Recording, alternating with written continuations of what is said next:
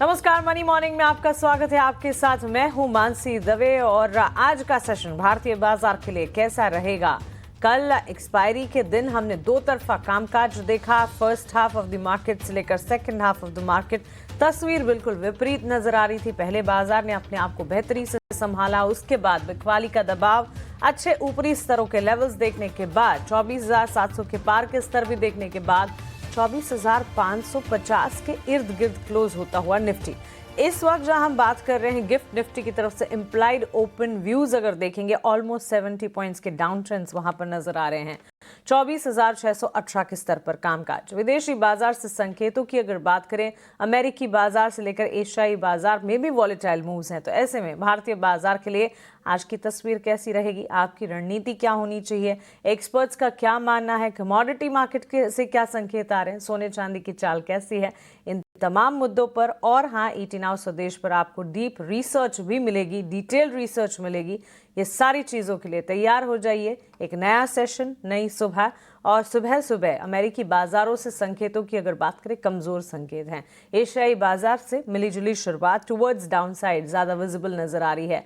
Donald Trump का tariff को लेकर टैंट्रम का जो सिलसिला है वो अब भी जारी है और एक के बाद एक बयानबाजी भी जारी है। लेकिन चलिए ग्लोब के फ्रंट पर क्या कुछ डिटेल्स ओवरनाइट हमें मिली है, डोनाल्ड ट्रंप की तरफ से क्या कुछ बयान आते दिखे और उसका असर इवेंचुअल इम्पैक्ट भारतीय बाजार पर कैसा पड़ेगा। सबसे पहले ये सारी चीजें अभिषेक सत्यव्रतम से जानते हैं। गुड मॉर्निंग अभिषेक, ग्लोबल मार्केट से विदेशी बाजार से संकेत आज कैसे नजर आ रहे हैं? Mansi good morning. देखिए, ट्रंप की तरफ से एक बड़ा लंबा चौड़ा पोस्ट आया है सोशल मीडिया पर और उन्होंने फिर से वही सारी की सारी पुरानी बातें दोहराई हैं कि भारत के साथ हमारे रिश्ते अच्छे हैं, लेकिन ये रिश्ता काफ़ी एक तरफा रहा है। भारत हम पर काफ़ी ज़्यादा टैरिफ लगाता रहा है, हम वहाँ पर एक्सपोर्ट नहीं कर पाते थे और भारत से हम इंपोर्ट काफ़ी ज़्यादा करते थे, तो ट्रेड इम्बैलेंस रहा है। वही पुरानी बातें, उसमें कुछ कुछ फैक्ट्स उनके गलत भी होते हैं, वो हमेशा हम देखते भी हैं। और एक रीसेंट उनका एक पोस्ट आया है जिसमें उन्होंने कहा है कि भारत पर जो 50% का हमने जो टैरिफ लगाया है उसको हटाने को लेकर विचार नहीं हम कर रहे हैं, क्योंकि हमारे जो ट्रेड रिलेशंस हैं वो काफ़ी ज़्यादा इम्बैलेंस्ड है, यानी कि असंतुलित है।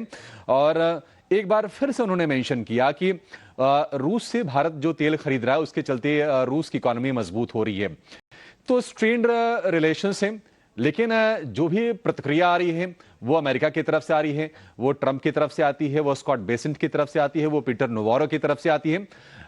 भारत ने इस मुद्दे पर फिलहाल टैरिफ के मुद्दे पर चुप्पी साध रखी है और पीएम मोदी थोड़े से कह सकते हैं कि इनडायरेक्टली अमेरिका को संदेश देना चाह रहे हैं कि हमारी इकोनॉमी मजबूत है। और ये अमेरिका की बार बार बयान जो आ रहे हैं ये मानसी दिखा रहा है कि बेचैनी किसको ज्यादा है। देखिए, हमारा एक्सपोर्ट ठप पड़ गया है अमेरिका के साथ, करीब करीब $60 बिलियन से के आसपास का मतलब हमारा एक्सपोर्ट रुकेगा, क्योंकि कुछ चीजें जो है एक्सपोर्ट के टैरिफ के नेट में नहीं आती हैं। लेकिन अब ये ट्रंप काफी ज्यादा चिंतित नजर आ रहे हैं, लेकिन उनका ये बयान कि नहीं हम ये टैरिफ को रोल बैक नहीं करेंगे, ये थोड़ी सी चिंता की बात जरूर है। हम कंप्लीटली ये नहीं कह सकते हैं कि हम पूरी तरह से ग्लोबल चीजों से या फिर टैरिफ से इम्यून हैं।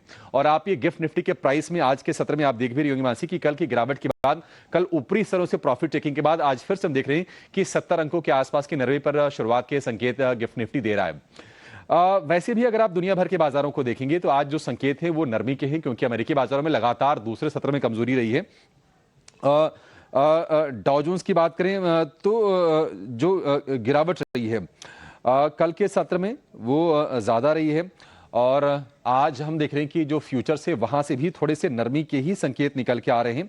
तो ये थोड़ी सी चिंता की बात जरूर है। देखिए, टैरिफ को लेकर अमेरिका में अनिश्चितता जो है वो कायम है और अनिश्चितता इस वजह से है कि जो लोअर कोर्ट ने, जो अपील कोर्ट ने ट्रंप के टैरिफ को क्वैश किया है, उसको असंवैधानिक बताया है, उसके चलते चिंता अब यह भी बढ़ी है कि मान लीजिए कि अगर सुप्रीम कोर्ट में भी ट्रंप के फैसले को पलट दिया जाता है तो अमेरिका के सामने एक बहुत बड़ी आर्थिक चुनौती खड़ी हो जाएगी, क्योंकि जो इंपोर्टर्स हैं उनको सारे के सारे टैरिफ से वसूली गई रकम को वापस करना पड़ेगा। अब तक जो ट्रंप ने वसूले हैं करीब करीब $150 बिलियन के आसपास टैरिफ के तौर पर ट्रंप ने वसूली की है। तो ये टेंशन है। कल हमने बाजार में गिरावट होती हुई देखी, डाउ 249 अंक गिरा, नेस्डेक की बात करें 175 अंकों की गिरावट हमने देखी। हालांकि लोअर लेवल से 245 अंकों के आसपास की रिकवरी नेस्डेक में आई, लेकिन एनवीडिया, एप्पल समेत अमेजॉन तमाम ये शेयर कमजोर हुए। और एक और वजह रही है अमेरिका की बाजारों में गिरावट के पीछे, वो ये कि वहां पर बॉन्ड यील्ड बढ़ रही है। बॉन्ड यील्ड हमने देखा कि जो 4.25 थी वो बढ़ के हो गई है 4.27। अगर हम 30 ईयर की बॉन्ड यील्ड की बात करें तो वो पहुंच गई है 4.97% पर। तो इक्विटी से पैसे निकल के सेफर एसेट्स में जा रहे हैं, वो बॉन्ड में पैसे डाइवर्ट हो रहे हैं। और सिर्फ बॉन्ड में नहीं, आप देखेंगे गोल्ड भी रिकॉर्ड हाइस पर है। सोने का जो भाव है कॉमिक्स पर वो $3600 के भी ऊपर निकल गया है।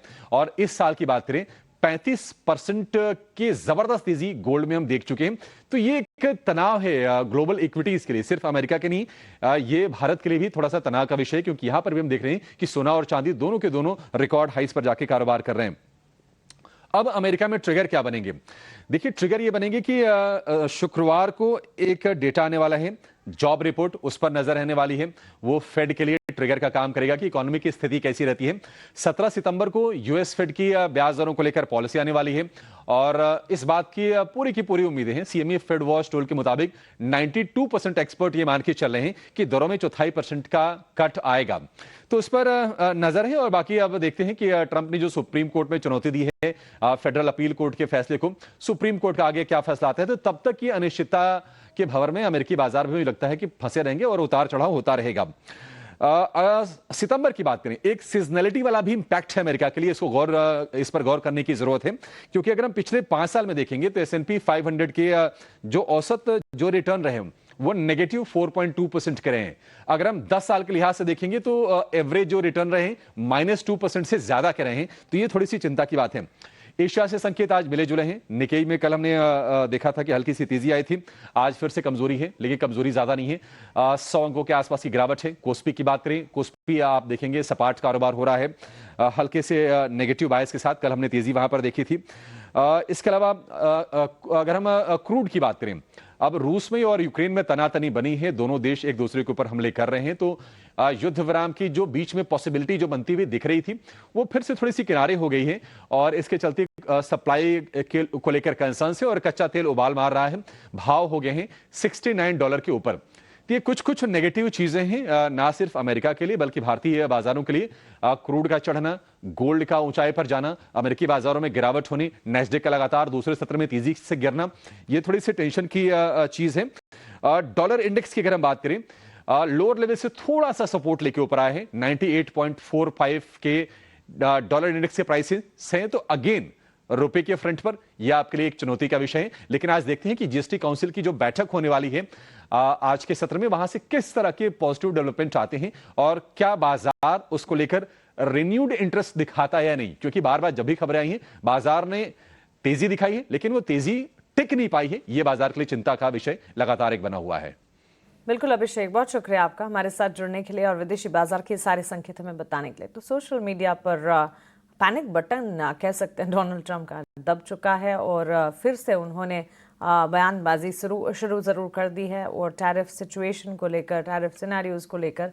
लेकिन भारत अब इन सारी सिचुएशंस, इन सारे अनाउंसमेंट्स और बयानबाजी को दरकिनार करते हुए अपनी तेज़ी की चाल और फोकस कर रहा है अपनी इकोनॉमी के हालातों को लगातार बढ़ाने में, बेहतर करने में। और इसके जीता जागता उदाहरण लगातार जो सारे स्टैटिस्टिक्स आ रहे हैं, जीडीपी डेटा फ्रंट्स आ रहे हैं, सेक्टर्स को लेकर देश और देश की गवर्नमेंट जो सारे फैसले ले रही है, कदम उठा रही है, वो सारी चीज़ें जो है एग्जाम्पल है, सेट करती है कि भारत अपने इकोनॉमिक ट्रिगर्स को बेहतर बनाने की कोशिश कर रही है, चाहे विदेशी बाजार से कितनी भी अनिश्चितताएं आएँ। लेकिन चलिए आगे बढ़ेंगे और अब भारतीय बाजार की तरफ रुख करते हैं। FISDS का एक्शन आपको बताते हैं, उसके बाद आज के सत्र के लिए आपकी रणनीति क्या होनी चाहिए, इस पर भी फोकस करेंगे। एफआईएस की बिकवाली का दौर अब भी जारी है।